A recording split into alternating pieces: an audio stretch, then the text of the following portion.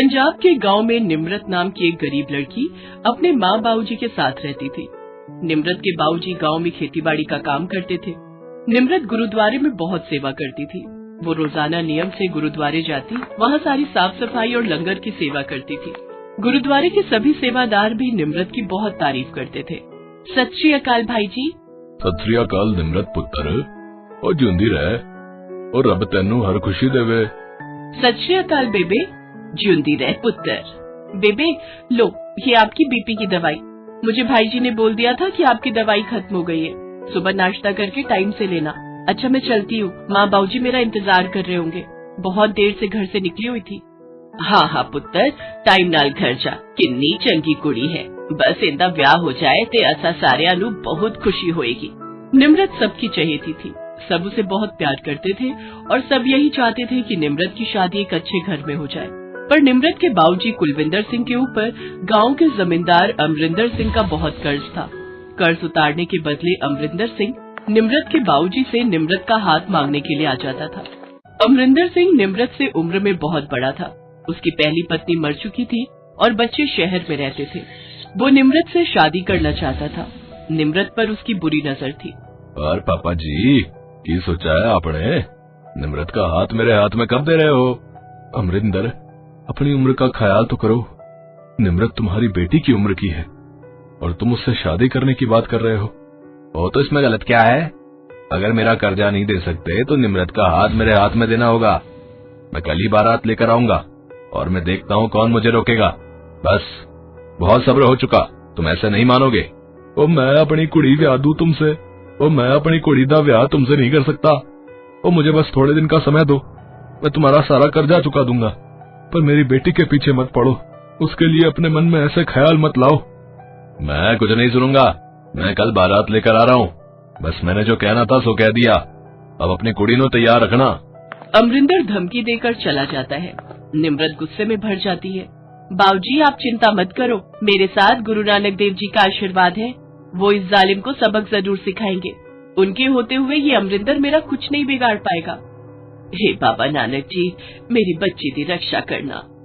अगले दिन अमरिंदर बारात के साथ निम्रत के घर पहुंच गया। जोर जोर से बैंड बाजे बजने लगे। वो सीधा निम्रत के घर के अंदर घुस गया। आसपास के सभी लोग वहाँ इकट्ठे हो गए। ओ पापा जी, ओ मैं आ गिता। ओ कहाँ है मेरी होने वाली दुल्हन? ओ नहीं, ओ अमरिंदर ऐसा मत कर, और रब से डर। मेरे जीते जी मैं अपनी बेटी की शादी तेरे से नहीं करूंगा। तो ठीक है, लाओ मेरा कर्जा है, उसे उतारने के लिए कुछ तो ब्याज देना ही पड़ेगा। और मैं तो सिर्फ निम्रत से शादी करना चाहता हूँ। तुम्हारी निम्रत की जिंदगी सुधर जाएगी। तुम मुझे यहाँ से नहीं ले जा सकते। मैं तुमसे शादी नहीं करूंगी, चले जाओ यहाँ से। और मैं भी देखता हूँ, मुझे कौन रोकता है। कोई बात नहीं, इसे उठाकर ही ले जाऊंगा। अमरिंदर, मेरी कुड़ी नू हाथ मत लगाना। अमरिंदर जबरदस्ती निम्रत को पकड़ने लगता है। गुरुद्वारे के सेवादार भी निम्रत की मदद के लिए आते हैं, पर अमरिंदर के गुंडे उन्हें मारने पीटने लगते हैं। भाई जी को छोड़ दो अमरिंदर, उन्हें छोड़ दो अमरिंदर। गुरु नानक देव जी से डर, वरना तू बहुत पछताएगा। मैं नहीं डरता गुरु नानक देव से। वो मेरा कुछ नहीं बिगाड़ सकते और मैं तुझे यहाँ से लेकर ही जाऊंगा। छोड़ मेरी बेटी को अमरिंदर, छोड़ मेरी बेटी को। हे गुरु नानक देव, मेरी बेटी की रक्षा करो, इस जालिम से मेरी बेटी को बचाओ। अमरिंदर जबरदस्ती निम्रत को जैसे ही पकड़ने लगता है तभी उसके हाथ पैर कांपने लगते हैं और उसके पूरे शरीर को लकवा मार जाता है। वो तड़प कर नीचे गिर जाता है। अमरिंदर पूरी तरह से कमजोर हो चुका था। उसके आदमी उसे उठाकर ले जाते हैं। देखा माँ बाबूजी, मैंने कहा था ना, गुरु नानक देव जी के होते हुए ये मेरा कुछ नहीं बिगाड़ सकता। गुरु नानक देव जी ने अमरिंदर को उसके पापों की सजा दे दी। अमरिंदर के पूरे शरीर पर लकवा गिर गया। वो कह रहा था ना कि गुरु नानक देव जी में कोई शक्ति नहीं है। उन्होंने उसे अपनी शक्ति दिखा दी। अब वो अपनी करनी पर पछताएगा। बाबूजी, निम्रत बड़े भागो वाली है। इस दे सिर उत्ते बाबा नानक जी दा हाथ है। इसनु कुछ नहीं हो सकता। जे इस दे सिर उत्ते बाबा नानक जी दा हाथ होंदा है, उसका कोई भी बाल भी बाका नहीं कर सकता। वो जिउंदी रह पुत्र, उस अमरिंदर ते डरने की कोई जरूरत नहीं। उसे तो बाबा नानक ने अपने आप ही दंड दे दिया है। आप ठीक कह रहे हो। आज मुझ गरीब की बेटी की लाज बाबा नानक जी ने रख ली। धन गुरु नानक देव जी। सतनाम श्री वाहेगुरु, सतनाम श्री वाहेगुरु। सब लोग सतनाम श्री वाहेगुरु बोलते हैं। उधर अमरिंदर अपनी गलती के लिए गुरु नानक देव जी से क्षमा प्रार्थना करता है। उसके मुंह से आवाज नहीं निकल रही थी क्योंकि उसका पूरा शरीर पूरी तरह से लकवा से ग्रस्त हो चुका था। उसकी आंखों से आंसू टपक रहे थे। वो मन ही मन गुरु नानक देव जी से क्षमा मांग रहा था। तो मुझे माफ कर दो गुरु नानक देव जी, मैंने आपकी शक्ति को नहीं पहचाना। इस हालत में मैं नहीं रह सकता, मुझे ठीक कर दो गुरु नानक देव जी।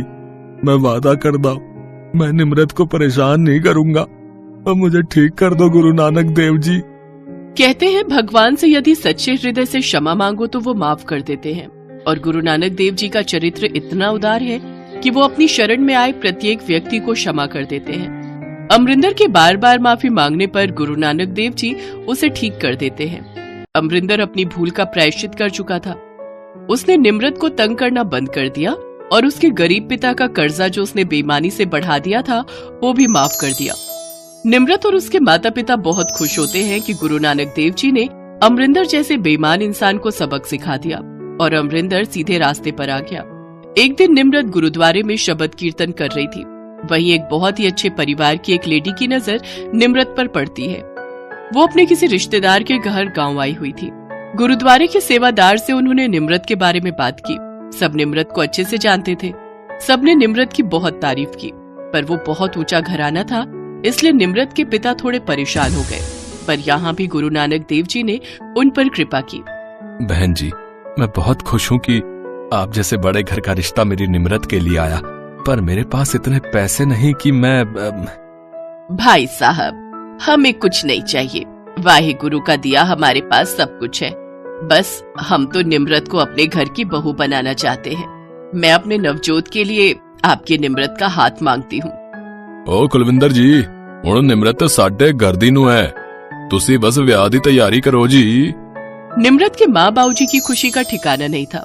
गुरु नानक देव के आशीर्वाद से निम्रत का रिश्ता बहुत ही ऊंचे घर में तय हो गया और कुछ ही दिनों में निम्रत की शादी नवजोत के साथ अच्छे से हो जाती है और निम्रत अपने ससुराल चली जाती है। सच कहते हैं, भगवान पर विश्वास बहुत जरूरी है। निम्रत ने गुरु नानक देव जी पर विश्वास किया और उनके आशीर्वाद से उसकी जिंदगी खुशियों से भर गई।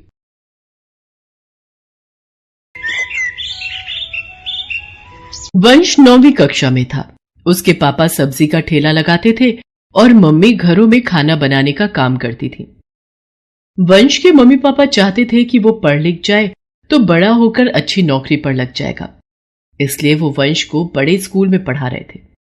वंश को टेक्निकल काम में बहुत रुचि थी, इसलिए वो अपना दिमाग लगाकर खराब हुए मोबाइल फोन और लैपटॉप ठीक कर लेता था।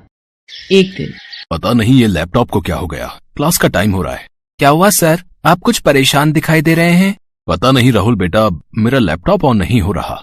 लाइए सर, मैं ऑन कर देता हूँ। अच्छा, तुम कर लोगे तो कर दो, मेरी बड़ी हेल्प हो जाएगी। सर, आपको प्रिंसिपल मैम ने बुलाया है। राहुल बेटा, मैं प्रिंसिपल मैम के पास होकर आता हूँ, तब तक तुम ये ऑन कर दो। Okay sir. राहुल काफी कोशिश करता है पर उससे लैपटॉप ऑन नहीं होता। तभी वंश वहां से जा रहा था। उसने राहुल से कहा, लाओ इधर दो, ये ऐसे ऑन नहीं होगा, मैं ऑन कर देता हूँ। वंश लैपटॉप ऑन कर देता है। तभी टीचर के आते ही राहुल पलट जाता है और वंश के हाथ से लैपटॉप छीन लेता है। वंश, ये लैपटॉप बहुत महंगा है, इसे हाथ मत लगाओ। सर ये लीजिए, मैंने लैपटॉप ऑन कर दिया है। वंश, तुम यहाँ क्या कर रहे हो? कभी देखा भी है इतना महंगा लैपटॉप? चलो क्लास में जाकर बैठो, लंच टाइम खत्म हो गया है। राहुल बेटा, तुमने तो कमाल कर दिया, मेरा लैपटॉप ऑन कर दिया। Thank you sir. राहुल साफ साफ झूठ बोल देता है और वंश बेचारा एक गरीब होने के कारण कुछ नहीं बोल पाता। अगले दिन स्कूल में कंप्यूटर की क्लास थी। टीचर ने सभी बच्चों से लैपटॉप लाने के लिए कहा। कल सभी बच्चे अपना अपना लैपटॉप लेकर आएंगे, मुझे एक प्रोजेक्ट करवाना है। मेरा लैपटॉप बड़ी मुश्किल से राहुल ने ठीक किया है, मैं नहीं चाहता कि ये दोबारा खराब हो, इसलिए सभी बच्चे अपने अपने लैपटॉप पर काम करेंगे।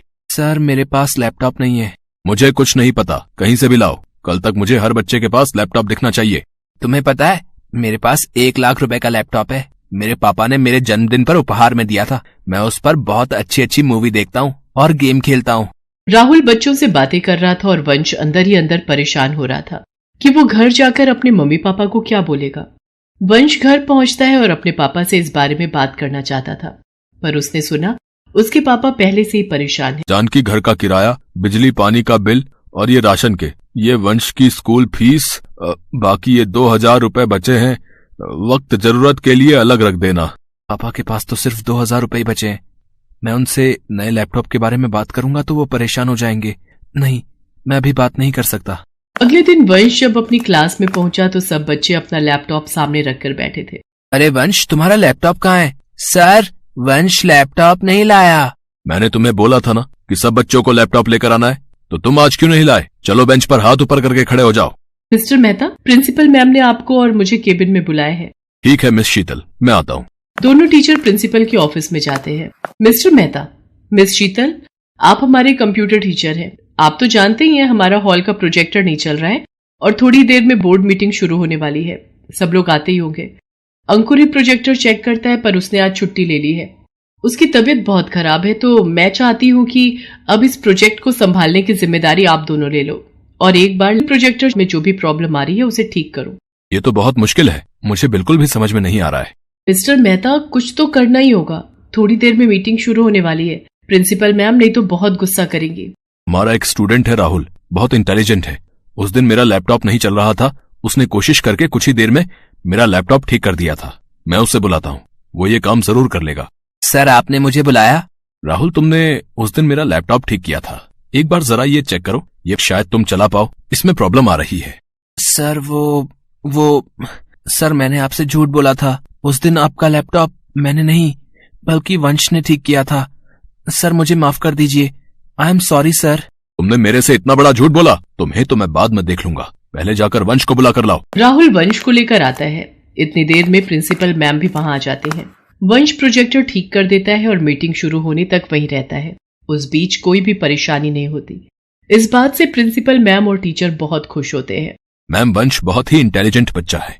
ये कंप्यूटर विषय में बहुत अच्छा है, पर इस बच्चे के पास अपना खुद का लैपटॉप नहीं है। अगर इसके पास अपना खुद का लैपटॉप होगा तो ये भविष्य में बहुत कुछ कर सकता है। आप ठीक कह रहे हैं मिस्टर मेहता। हमारे स्कूल में ऐसे होनहार बच्चे होना हमारे स्कूल के लिए गर्व की बात है। अगले दिन स्कूल के हॉल में जब सब बच्चे इकट्ठे हुए थे, प्रिंसिपल मैम वंश को स्टेज पर बुलाती हैं और उसे एक लैपटॉप उपहार में देती हैं। वंश बेटा, ये तुम्हारा पुरस्कार भी है और स्कूल की तरफ से उपहार भी है, तुम्हारा अपना लैपटॉप। मैं चाहती हूँ हमारे स्कूल का हर बच्चा वंश की तरह होनहार बने। Thank you ma'am, thank you so much. Hall में खड़े सब बच्चे तालियां बजाते हैं। राहुल को भी अपनी गलती का एहसास हो जाता है। वंश अपना पुरस्कार लेकर घर जाता है, जिसे देखकर उसके मम्मी पापा बहुत खुश होते हैं और वंश को गले से लगा लेते हैं। Best buddies. Hello friends, thanks for watching this video. अगर आपको ये वीडियो पसंद आया है तो प्लीज लाइक, सब्सक्राइब, कमेंट्स करें इस वीडियो पर और हाँ, शेयर करना भी ना भूलें।